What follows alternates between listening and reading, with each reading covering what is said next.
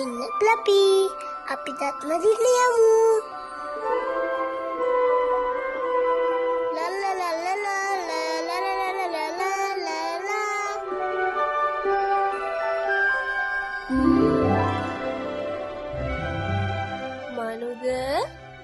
මනුග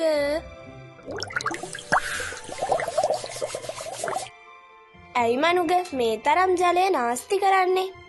ඔයාට පුළුවන්නේ ටැප් එක වහලා දත් මදින්න.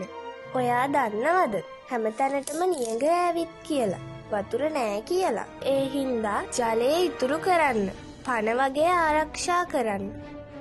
අම්මෝ, මීන් පස්සේ නම් ටැප් එක වහලා ජලය ඉතුරු කරනවා. ජලය ඉතුරු කරමු, ජලය ඉතුරු කරමු, ජලය ඉතුරු කරමු. ජලය පනමෙන් සුරකිමු.